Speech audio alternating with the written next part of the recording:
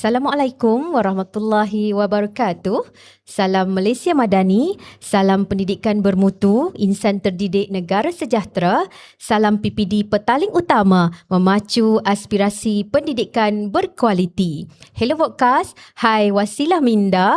Kita bertemu sekali lagi dalam rancangan Hello Vodcast. Hari ini kita membawa dua figura hebat dari PPD petaling utama iaitu Puan Haniza binti Muhammad Jabar alias Ibrahim, Pegawai Pendidikan Daerah, Pejabat Pendidikan Daerah Petaling Utama. Apa khabar Puan? Sihat, terima kasih. Alhamdulillah. Seterusnya panel kita yang kedua, Puan Badiah binti Mustaqin, Timbalan PPD Sektor Pembelajaran, Pejabat Pendidikan Daerah Petaling Utama. Apa khabar Puan Bad? Alhamdulillah sihat. Okey, baiklah.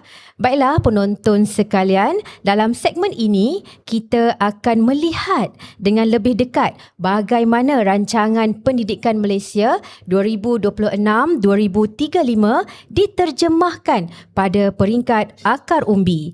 Kita sering melihat dasar pada peringkat Kementerian Pendidikan Malaysia, namun pelaksanaan sebenar berlaku di sekolah. Dan di sinilah peranan pejabat pendidikan daerah menjadi sangat signifikan. Persoalannya, sejauh manakah PPD berfungsi sebagai penggerak, pemudah cara dan penyelaras dalam memastikan hasrat plan ini benar-benar tercapai. Jadi penonton sekalian, stay tune untuk mendengarkan kupasan ini. Baiklah, tanpa melengahkan masa, kita terus kepada Puan Haniza binti Muhammad Jabar. Iaitu Puan, dalam konteks rancangan pendidikan Malaysia 2026 hingga 2035, bagaimana Puan melihat peranan PPD? Adakah sekadar pelaksana dasar atau sebenarnya sebagai penggerak utama transformasi pendidikan pada peringkat daerah? Dipersilakan Puan. Baiklah tuan-tuan dan puan-puan, dalam konteks rancangan pendidikan Malaysia 2026 hingga 2035, PPD Petaling Utama memainkan peranan sebagai penghubung dasar KPM kepada sekolah sebagai pelaksana. Dan PPD Petaling Utama bukan sekadar penterjemah dasar tetapi menyelaraskan dasar tersebut berdasarkan kepada konteks setempat. Jadi, bagaimanakah PPD Petaling Utama memastikan perkara ini berlaku tuan-tuan dan puan-puan?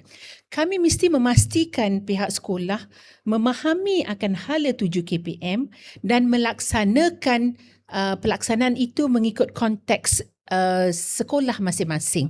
Dan PPD memberi sokongan dari segi kepimpinan sekolah dan juga membina kapasiti guru kita.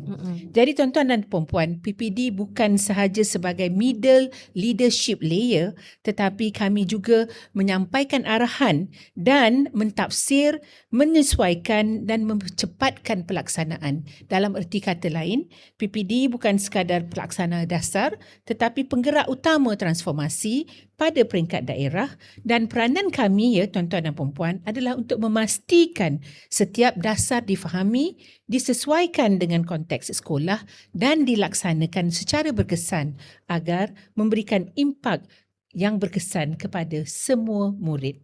Baiklah Puan Haniza, PPD memainkan peranan yang besar sebagai ejen transformasi untuk memahamkan, untuk melihat, memastikan sekolah-sekolah mengamalkan ataupun mengaplikasikan RPM dalam konteks sekolah. Ya, betul. Baiklah, seterusnya Puan Bad, RPM menekankan pendekatan yang lebih terangkum dan berfokus kepada murid. Dalam hal ini, bagaimana PPD menyantuni sekolah supaya mereka tidak sekadar menerima dasar tetapi benar-benar mampu melaksanakannya? Baik, terima kasih Puan Nadia. Baiklah, pendekatan PPD kini lebih kepada menyantuni sekolah melalui sokongan profesional dan juga bimbingan berfokus dan intervensi yang berasaskan keperluan sekolah. Jadi kalau kita lihat bila kami di PPD turun padang ke sekolah, kami akan melihat kepada data sekolah terlebih dahulu, melihat apakah isu yang ada di sekolah tersebut, membuat perbincangan di antara pegawai-pegawai yang ada di PPD dan juga menyediakan intervensi yang sesuai dengan sekolah yang ada, kerana pada masa sekarang kita tidak mahu ada bimbingan ataupun pemantauan bersifat one size fits all. Kita nak bimbingan ataupun bantuan sokongan yang diberikan adalah berpandukan kepada isu yang ada, keperluan yang ada dan intervensi yang bersesuaian berdasarkan keperluan tersebut. Jadi di PPD itu sendiri kita ada beberapa pasukan, di antaranya kita ada SIP Plus, di mana mereka adalah pembimbing yang akan membantu aspek pengurusan, pengetua guru besar di sekolah dan juga penolong kanan, dan kita juga ada SISC Plus yang membantu guru-guru ataupun pemimpin pertengahan yang ada di sekolah untuk memantapkan lagi profesionalisme keguruan yang ada, dan dengan menggunakan kaedah PLC, di mana guru-guru perlu menggunakan alat PLC yang ada untuk menambah baik pengurusan dan juga PDP yang ada di sekolah. Jadi yang penting intervensi ataupun sokongan daripada pihak PPD adalah berdasarkan data dan juga isu yang ada kepada sekolah. Baiklah, terima kasih Puan Bat. Bimbingan berfokus daripada PPD ini berasaskan keperluan sebenar, bukanlah sekadar pemantauan semata-mata. Baiklah Puan Haniza, bagaimana peranan PPD diselaraskan dengan 7 teras strategik RPM supaya pelaksanaan di sekolah tidak terpisah dengan hala tuju sebenar? Baiklah, terima kasih Puan Nadia. Untuk makluman tuan-tuan dan puan-puan, di PPD kita ada beberapa sektor. Kita ada sektor perancangan, kita ada sektor pembelajaran, kita ada sektor pengurusan sekolah, kita ada sektor pembangunan murid dan kita ada sektor pengurusan yang berkaitan dengan pengurusan infrastruktur dan juga perolehan dan sebagainya. Jadi di PPD kita mengembeling tenaga setiap sektor ini bersepadu untuk membantu pihak sekolah. Jadi kita lihat bagaimana PPD menyokong sekolah. Kita lihat dari segi 7 teras. Kita fokuskan kepada teras yang pertama, iaitu sistem yang terangkum, dinamik dan juga relevan, di mana ianya adalah berfokus kepada contohnya penstrukturan sekolah. Jadi PPD membantu, contohnya kita ada sekolah fokus, kita ada sekolah aspirasi dan juga kita ada sekolah inspirasi. Jadi PPD akan membimbing sekolah untuk membantu mereka meningkatkan prestasi. Contohnya sekolah-sekolah fokus, kita akan bantu mereka, tuan-tuan dan puan-puan, untuk bergerak ke sekolah aspirasi dan akhirnya mereka pergi ke sekolah inspirasi, dan sekolah inspirasi ini pula adalah satu sekolah yang boleh membimbing sekolah-sekolah yang lain untuk membantu meningkatkan prestasi mereka dari semua aspek. Jadi kita lihat pula dari segi sokongan yang kedua, dari segi teras yang kedua, iaitu berfokuskan kepada murid. Jadi seperti mana yang kita sebut awal dalam podcast kita yang sebelum ini, pembelajaran bermakna. Jadi tuan-tuan dan puan-puan, pembelajaran di dalam kelas haruslah menepati ataupun haruslah berfungsi sebagai pembelajaran yang bermakna kepada murid-murid. Oleh itu, apabila pembelajaran itu bermakna kepada murid-murid dan berpusatkan murid, maka anak-anak ini akan seronok belajar. Dan akhirnya, tuan-tuan dan puan-puan, sistem pendidikan RPM yang bermutu ini akan berjaya melahirkan murid-murid yang akan bersaing di peringkat global, di persada dunia, tuan-tuan dan puan-puan. Baiklah, kita lihat kepada teras yang ketiga, berfokus kepada pendidik. Apabila kita sebut tentang pendidik ini, kita lihat peranan sektor pembelajaran, seperti mana yang disebut oleh Puan Bat tadi. Beliau menyebut tentang peranan SISC Plus. Jadi SISC Plus ini disebut juga sebagai subject matter expert. Jadi sehubungan dengan RPM ini, kita telah menyusun semula individu subject matter ini, berkait dengan mata pelajaran bahasa Melayu, bahasa Inggeris, mathematics, sains dan juga sejarah. Jadi kita ada 5 subject matter expert. Jadi guru-guru ini akan dibimbing oleh subject matter expert ini supaya mereka dapat mempertingkatkan professionalism keguruan mereka dan mereka dapat meningkatkan pedagogi dan sudah pastinya lah dari segi content matter supaya pendidikan yang bermutu itu kembali seperti mana yang disebut tadi, menghasilkan murid-murid yang bermutu yang boleh bersaing di peringkat global. Okey, itu berkait dengan pendidik. Teras yang keempat ialah tuan-tuan dan puan-puan adalah berkaitan dengan prasarana fizikal dan digital. Jadi tuan-tuan dan puan-puan, hari ini kita ada podcast, ya. Kita ada podcast. Ini adalah salah satu aspek sokongan daripada PPD, yang peranan daripada PPD bersama dengan pihak sekolah untuk membudayakan digital, ya, pembudayaan digital. Jadi segala maklumat berkaitan dengan sekolah, kemenjadian sekolah, kejayaan sekolah dan juga kejayaan PPD boleh diterjemahkan dari dengan pembudayaan digital ini. Jadi ini adalah salah satu mekanisme menjadi satu penghubung kait, ya, untuk sama-sama menterjemahkan dasar ataupun menyampaikan dasar daripada KPM, ya, tuan-tuan dan puan-puan. Kita lihat pula dari segi teras yang kelima, iaitu sinergi dengan pihak berkepentingan.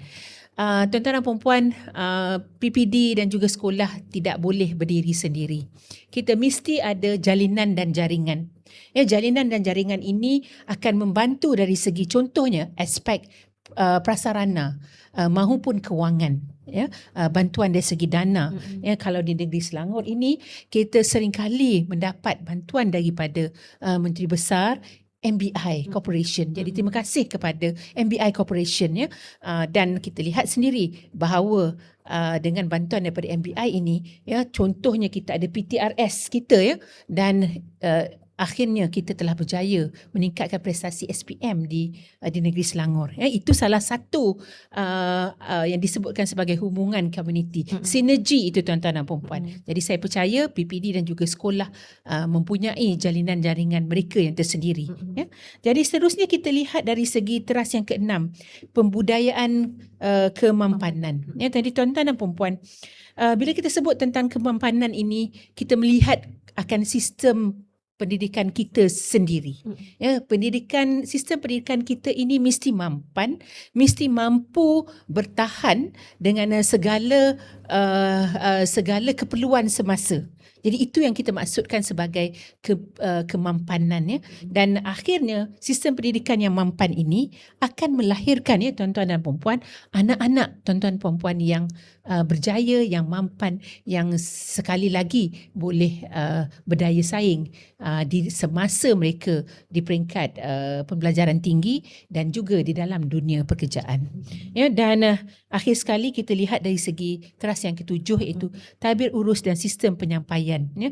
Jadi PPD Petaling Utama, ya, sering melihat bahawa kita menyokong sekolah, kita membantu dari segi program, ianya mesti berasaskan kepada data. Ya, data driven. Jadi setiap program mesti mempunyai impak yang tinggi.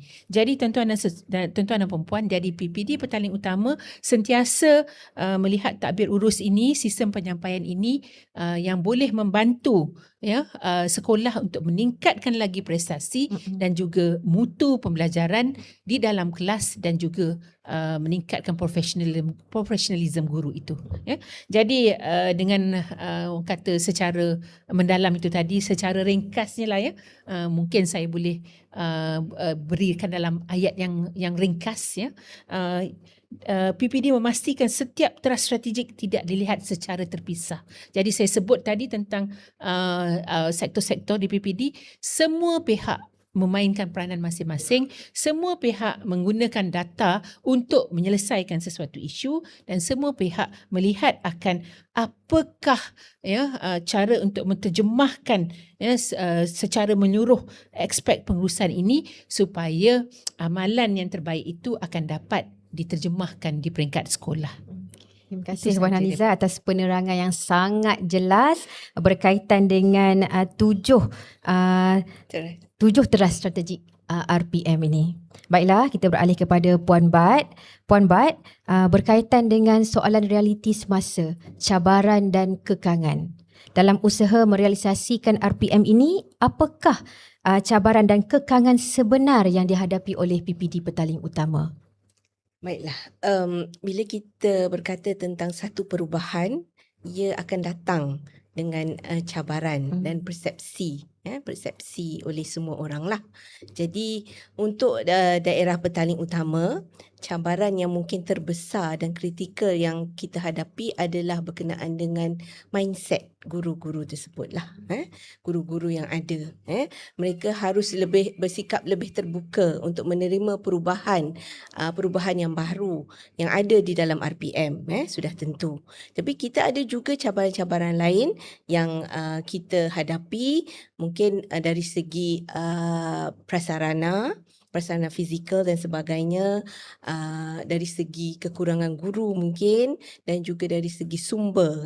Jadi perkara-perkara tersebut dengan adanya sektor-sektor yang dinyata oleh Puan Haniza tadi, kita bekerjasama, duduk berbincang bagaimana sektor-sektor tersebut dapat membantu sekolah-sekolah dalam mengurangkan isu-isu yang ada. Tetapi yang paling utama yang PPD Petaling Utama ingin hadapi ataupun ingin atasi adalah sikap guru, di mana mereka perlu bersikap lebih terbuka untuk menerima pembaharuan, dan ini akan SIP Plus dan juga SISC Plus cuba untuk memberikan pendedahan kepada guru-guru di sekolah dan juga pengetua guru besar berkenaan dengan apa yang nak dicapai di bawah RPM ini. Jadi semoga bimbingan yang dilaksanakan oleh pihak kami dapat menjadikan PPD Petaling Utama khususnya menyambut apa yang disarankan di bawah RPM ini. Okay, terima kasih Puan Bat. Jika dilihat dari segi cabaran dan kekangan, pada saya sebagai seorang guru, betul lah mindset dan juga sikap tu. Bagaimana kita nak berubah, nak jadi ejen transformasi perubahan budaya dari PDPC tradisional kepada PDPC berasaskan digital, berpusatkan murid. Okay, baiklah, seterusnya ya Puan Haniza, jika sudah ada cabaran dan kekangan, sudah pastilah PPD Petaling Utama menyediakan strategi bagi mengatasi cabaran tersebut. Bagaimana PPD menangani cabaran ini agar pelaksanaan RPM tetap berjalan dengan berkesan? Apabila kita menyebut tentang cabaran, sudah pasti sebagai pemimpin kita harus memikirkan strategi untuk mengatasi cabaran tersebut. Ya, betul kan Puan Bat?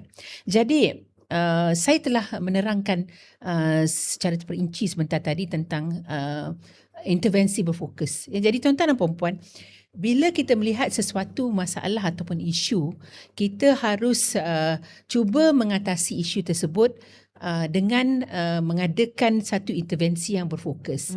Jadi bagaimana intervensi berfokus ini lahir?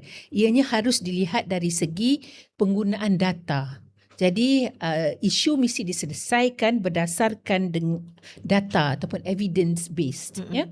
Jadi tuan-tuan dan puan-puan, PPD Petaling Utama secara sedaya upaya cuba mengatasi atau mengurangkan karenah birokrasi, dan kami ingin memberikan autonomi kepada pihak sekolah agar pihak sekolah boleh meningkatkan prestasi kualiti sekolah masing-masing. Dan kita ada SIP Plus, ya. SIP Plus membantu dari segi kepimpinan sekolah, yang di mana mereka akan mengadakan coaching dan mentoring. Jadi kita ada SISC Plus mendekati guru-guru, subject matter expert tadi mendekati guru-guru, dan mereka sentiasa akan berkolaborasi. Ya, contohnya di PPD Petaling Utama kami membuat mesyuarat ataupun pertemuan antara SISC Plus dan juga SIP Plus, di mana ketika mesyuarat itu, ketika pertemuan itu, kita akan mendengar dapatan daripada SISC Plus, mungkin berkaitan dengan pedagogi ataupun pembelajaran PDPC itu sendiri di dalam kelas, dan kita juga mendapatkan pandangan mungkin tentang pengurusan sekolah, kepimpinan pengetua guru besar. Jadi di situ apabila SIP Plus dan juga SIC Plus ini berbincang, jadi SIP Plus akan kembali kepada pengetua-pengetua dan juga guru besar supaya mereka boleh membimbing pengetua guru besar ini atas dapatan daripada SIC Plus tadi, bagaimana SIP Plus membimbing pengetua guru besar supaya pengetua guru besar boleh melonjakkan prestasi guru-guru itu. Dan kita juga lihatlah dari segi mungkin kepimpinan pengetua guru besar, mungkin ada isu-isu antara pengetua guru besar dan juga guru-guru. Jadi peranan PPD tadi untuk memastikan agar cabaran ataupun isu dapat diselesaikan dan dapat diatasi. Jadi tuan-tuan dan puan-puan, kita juga memastikan supaya pemantauan berterusan. Apabila sebarang isu ataupun cabaran, setiap proses itu, setiap program itu contohnya mesti ada PDCA. Okay. Jadi PDCA ini di mana akan ada proses follow up, follow through, akan ada proses di mana maklum balas daripada pelanggan dan sebagainya. Jadi itu juga adalah satu kaedah untuk kita melihat mungkin cabaran-cabaran dan bagaimana mengatasi cabaran dan mendapatkan juga kolaborasi atau pandangan daripada stakeholders, guru-guru maupun komuniti dan sebagainya. Baiklah, terima kasih Puan Haniza. Saya ingat ni mengatasi cabaran mestilah intervensi berfokus dan juga penggunaan data. Ya, betul. Supaya bimbingan itu lebih berfokus dan sesuai dengan sekolah. Ya. Baiklah, Puan Bat, menerusi PPD Petaling Utama, wawasan dan KPI yang ditetapkan oleh PPD, apakah hala tuju dan indikator kejayaan yang menjadi tumpuan PPD dalam usaha memastikan pelaksanaan RPM ini berjaya? Baiklah, kejayaan PPD Petaling Utama bukan sahaja diukur berdasarkan angka semata-mata. Ia adalah melalui perkembangan dan penilaian menyeluruh murid tentang kualiti pembelajaran mereka. Ini bukan hanya diukur melalui keputusan, malah ia juga diukur oleh kejayaan sekolah yang meliputi semua sektor. Jadi salah satu hala tuju ataupun peranan PPD secara awalnya setelah menerima RPM ini adalah kami membuat sasaran kerja utama kami berdasarkan sasaran wajib capai yang ada di dalam RPM itu sendiri. Sebagai contoh, sasaran sekurang-kurangnya grade C dalam 4 mata pelajaran, Bahasa Melayu, Bahasa Inggeris, Sains dan juga Sejarah. Kemudian penggunaan dui bahasa, memantapkan lagi penggunaan dui bahasa. Kemudian berkenaan dengan kemahiran literasi dan numerasi di peringkat sekolah rendah. Kalau boleh kita tidak mahu ada murid-murid pemulihan ataupun keciciran yang berlaku. Jadi itu adalah antara hala tuju indikator yang ingin dicapai oleh PPD Petaling Utama. Saya bagi contoh di bawah PPD Petaling Utama, bagi mencapai sasaran kami terutamanya dalam peperiksaan SPM, beberapa program telah pun kami laksanakan. Contohnya inisiatif oleh Puan KPPD kami sendiri, iaitu 26 langkah KPPD, di mana beliau sendiri menyantuni semua 26 sekolah menengah yang ada di PPD Petaling Utama bagi memberi motivasi kepada murid-murid SPM dalam menjelang SPM dan juga kepada guru-guru dan juga kepimpinan sekolah. Kemudian di peringkat sektor pembelajaran, kami ada apa yang dinamakan program fokus intervensi terbilang PROFIT, di mana sekali lagi dengan penggunaan data, penggunaan data yang paling penting tu data driven decision making. Dan melalui program itu kita ada satu lagi program yang dinamakan iPush, Petaling Utama sentiasa di hadapan. Dan ini kita nampaklah kolaborasi antara sekolah dan juga PPD dalam mencapai sasaran SPM itu nanti. Dan kita ada juga program-program yang dilaksanakan oleh sektor-sektor lain seperti sektor pembangunan murid, terutama dari segi aspek kehadiran lah, bagaimana meningkatkan kehadiran pembelajaran melalui program #M3. Jadi sebenarnya banyak yang telah dilakukan dan akan dirancang oleh PPD Petaling Utama untuk mencapai sasaran yang seperti diinginkan di dalam RPM menjelang 2035. Baiklah Puan-Puan, itu KPI PPD Petaling Utama. Bagaimana pula dengan sinergi dan komuniti? Sejauh manakah PPD berperanan untuk menggerakkan sinergi di antara sekolah, ibu bapa dan komuniti? Okey. Dari segi sinergi ini, PPD Petaling Utama telah pun mengadakan ataupun melaksanakan beberapa jaringan dan jalinan, contohnya bersama dengan seperti yang Puan maklumkan tadi, pihak MBI, dan kita juga ada dengan Majlis Perbandaran Petaling Jaya. Jadi pihak-pihak seperti ini banyak membantu universiti-universiti yang ada di sekeliling PPD Petaling Utama, contohnya UNITA, DRB Highcom. Mereka telah banyak membantu dari segi dana, dari segi kepakaran dan juga khidmat nasihat bagi membantu sekolah-sekolah daerah kita itu mencapai sasaran yang diinginkan dengan membantu bukan sahaja murid tetapi juga guru dari segi aspek pedagogi dan sebagainya. Dan dari situlah sinergi Petaling Utama itu dapat ditingkatkan bagi mencapai hasrat. Baiklah, kita telah sampai ke penghujung podcast RPM ataupun pencerahan peranan PPD Petaling Utama. Jadi kita minta sedikit rangkuman daripada Puan Haniza sendiri, iaitu apakah pandangan Puan, apakah satu perkara paling penting yang perlu difahami oleh semua warga pendidikan untuk menjayakan RPM ini?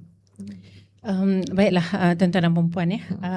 Hanya satu pesanan saya kepada tuan-tuan dan puan-puan ya, khasnya warga pendidik dan seluruh warga PPD Petaling Utama ya. Jika sesuatu itu dicetuskan ya, sesuatu perubahan itu dilakukan, tuan-tuan dan puan-puan anggap itu sebagai satu cabaran dan itu satu ruang untuk penambahbaikan ya. Jadi jangan fikir bahawa ianya satu aspek yang membebankan, tetapi kita sentiasa sebagai satu pasukan yang kuat ya, memikirkan bagaimanakah cara ataupun penambahbaikan untuk kita meningkatkan dari segi kepimpinan sekolah, ya, dari segi profesionalism guru, dari segi kemudahan prasarana, ya, dari segi emosi dan kesejahteraan anak-anak murid dan juga guru pastinya, supaya akhirnya kita dapat mendidik anak-anak generasi masa depan yang akan menjadi peneraju kepimpinan masa depan yang akhirnya tuan-tuan dan puan-puan akan bersaing di peringkat global dengan jayanya. Ya, jadi anggap itu sebagai cabaran dan juga satu pencetus semangat untuk kita terus maju ke hadapan. Okay, baiklah, terima kasih kepada Puan Haniza. Jelaslah di sini ya penonton Hello Podcast bahawa perubahan ini bukan tentang menambah beban tetapi tentang membaiki cara kita mendidik demi masa depan murid. Dengan sokongan, bimbingan dan pendekatan yang berfokus, PPD Petaling Utama menjadi nadi penting dalam prakarsa untuk menjayakan rancangan pendidikan Malaysia 2026-2035. Sehingga bertemu lagi kita dalam rancangan podcast seterusnya. Terima kasih saya ucapkan kepada Puan Haniza binti Muhammad Jabar, Elias Ibrahim, Pegawai Pendidikan Daerah, Pejabat Pendidikan Daerah Petaling Utama, dan Puan Badiah binti Mustaqin, Timbalan PPD Sektor Pembelajaran, Pejabat Pendidikan Daerah Petaling Utama. Terima kasih. Baiklah, penonton Hello Podcast, wasilah minda sehingga kita bertemu lagi di episod akan datang. Bye-bye.